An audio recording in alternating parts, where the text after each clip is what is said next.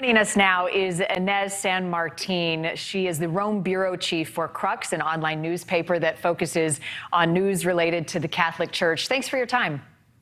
Well, thank you. Let's begin with the Pope and the surgery. Do you have any idea how serious this procedure was and how long it'll take him to recover? It has to be said, it is a serious procedure. It was pre-planned, it was scheduled. The Vatican knew, the Pope knew this procedure was about to happen, so it wasn't an emergency one. But the Pope, who is going to be 85 years old in December, had to be put under general anesthesia, which of course means this was a big procedure. We do know that it's going to take him at least 7 days in the hospital. That is, of course, assuming there are no complications. And then any time between 4 to 6 weeks is going to be the sort of all-in-all process for the Pope to be back to full health. We do know that the Pope is relatively healthy for his age. As you said, he's 84. This is his first hospitalization or stay since becoming Pope. He keeps a really busy schedule. In fact, right before this surgery, he had announced that he was planning to schedule a trip to Slovakia and also Hungary for September. So how does he handle such a grueling pace and schedule at that age?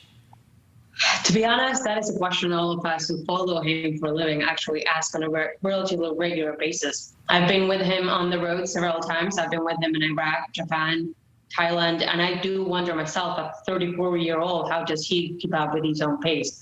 Catholics would say there's something to do with the Holy Spirit and divine inspiration.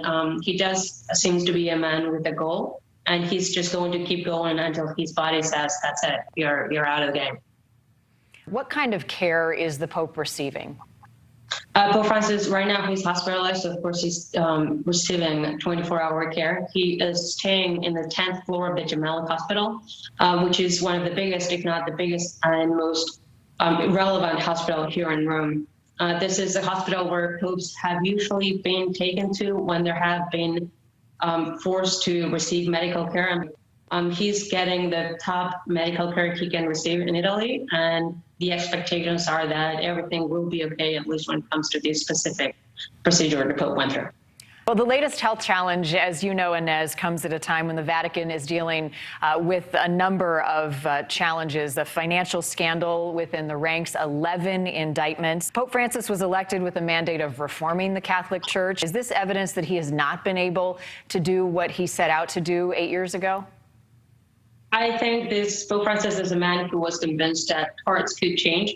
And it was very important that before you change a system, you need to change the people within the system. What we're seeing today is Pope Francis, following through. It's not enough to just change your heart. If you're going to commit crimes within the Catholic Church, you will be prosecuted for it. And I think it is historic what we're saying. This is part of the reform that Pope Francis was elected to carry out, and he is moving forward with it. Ines San Martin, appreciate your time.